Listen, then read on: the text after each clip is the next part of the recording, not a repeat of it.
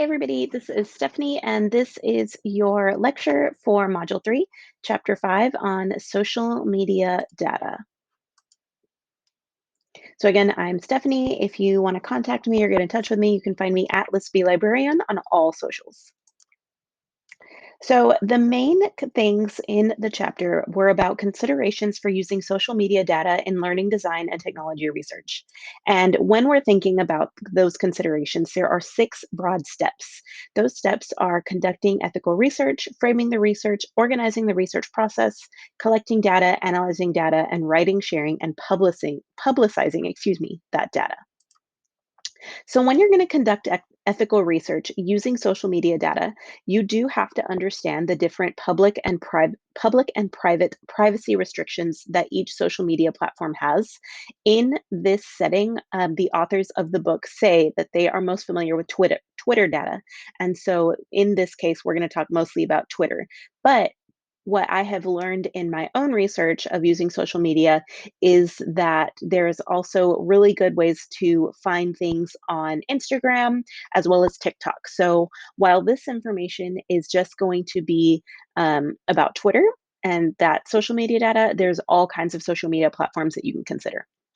So again, you do want to consider those privacy restrictions and remember that although users use those privacy restrictions differently and everyone sets them up differently, not everyone truly understands those settings and who is and is not seeing their posts. So you do want to keep that in mind and make sure that if you are using someone's social media data and something that someone has posted, you want to make sure that it is something that they did want you to see. So you do want to identify the harms and benefits to adapt your research strategies to make sure that you're reducing harms, especially including unexpected publicity. If you are looking at certain social media influencers, social media users, you do want to make sure that you get their permission and ensure that they're not going to have exactly what that is, unexpected publicity, because you are going to be releasing that information if you do want to share it. Realize that some topics that you could be taking research on may cause those subjects to be vulnerable, and make sure that you discuss that with your research participants. And you can try to make your data anonymous, but always remember that what you are sharing and what has been posted can still give clues as to who posted it. And then people can find that information out with a Google search. For example, if there was a teacher, if you said, hey, that's a middle school librarian in Austin, she's really great at educational technology and using it in the classroom, in the library, and teaching it to other teachers. Then somebody could easily Google that and get me, because middle school librarian, Austin, ed tech, those are 3 things that come up when you Google me. So you do want to make sure that, again, you are making sure that you're protecting your research participants and trying to make it as anonymous as possible. You also want to make sure that you're being very explicit when you are considering the consent that your participants are consenting to. So, what all will they be giving you? What information are you going to take from them that they have put out there? And then, as always follow local, national, and international privacy laws.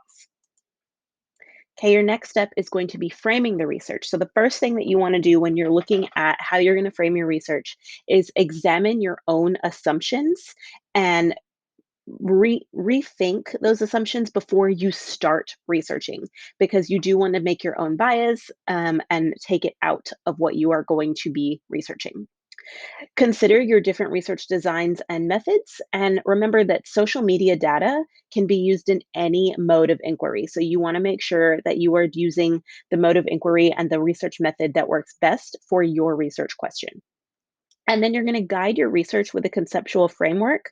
And that framework is going to tell you what to pay attention to, what's going to be difficult, what questions to ask, and how to approach those problems. So, by using a conceptual framework, it's going to help you to guide that research and kind of show you how to look at your social media data.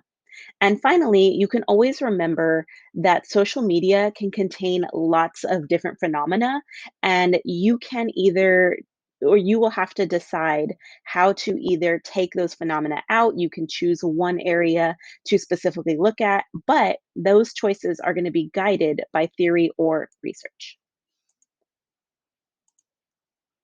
Next is you're going to organize your research process. So, first, you're going to look at different software that you can use. There's lots of software out there, but the authors of the book do want to point out that the more concise research software and data software out there is going to require more training that might be cost inefficient.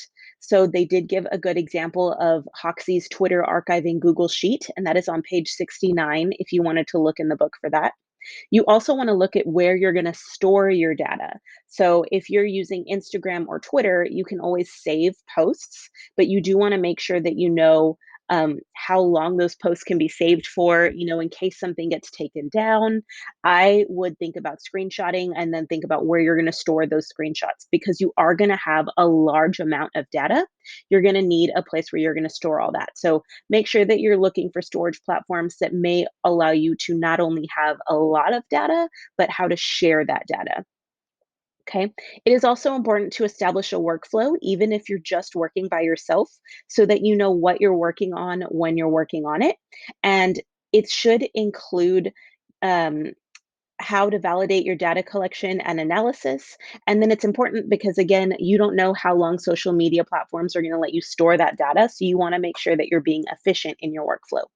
And finally, of course, you want to document your findings and you can choose to share your findings of social media data on social media. You just want to make sure that you're, again, following those ethical principles.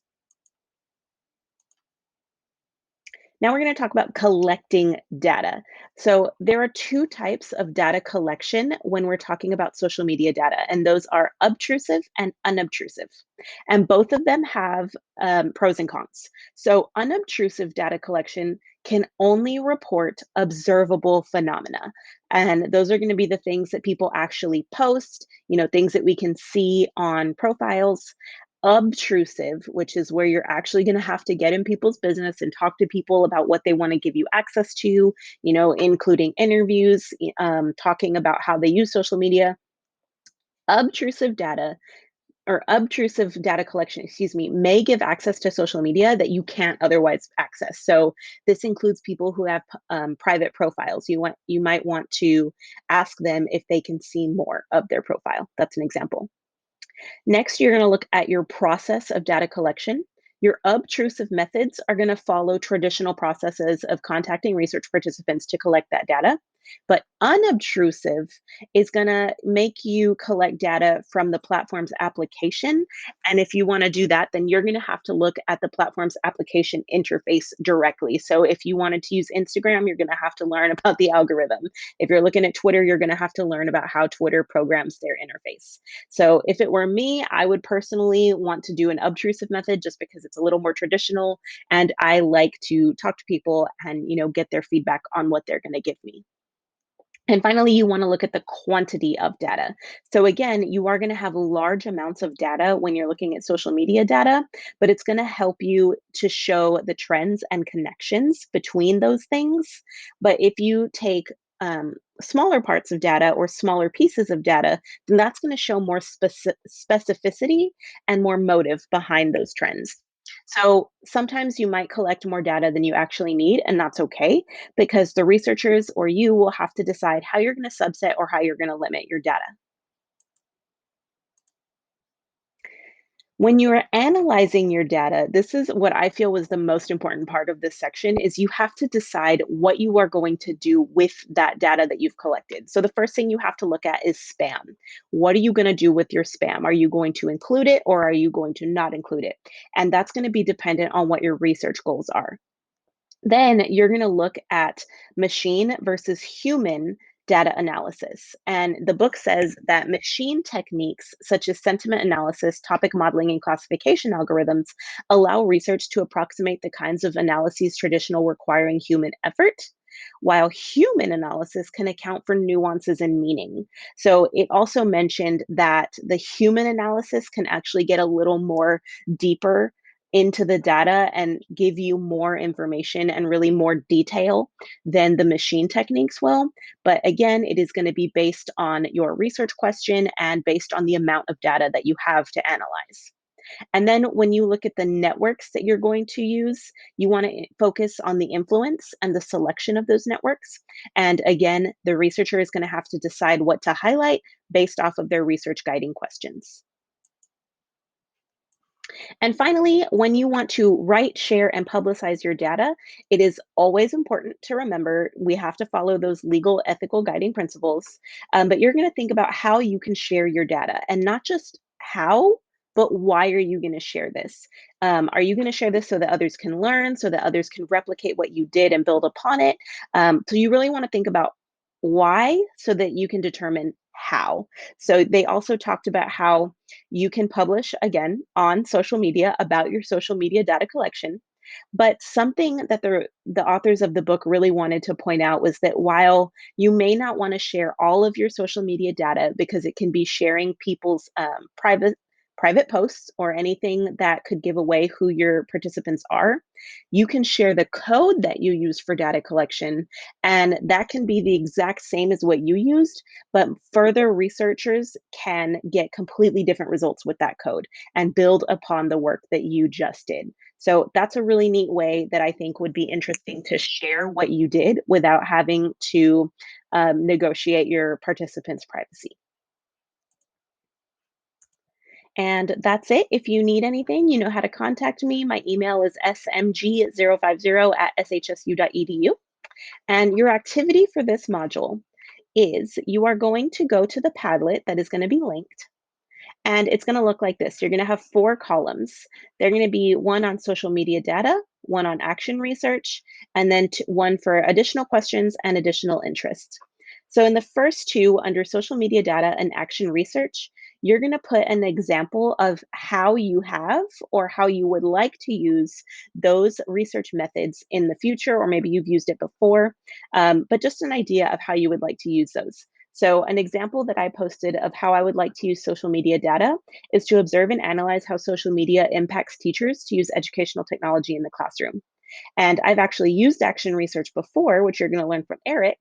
I've used it to increase student visitation and interaction when I worked in a high school library. So both of those, you can either put an idea of how you want to use that method or how you have used it in the past.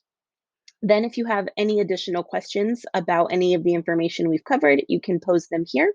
And if you have anything interesting that you either maybe learned about or that you want to share in this module, you can add that here under the additional interest column.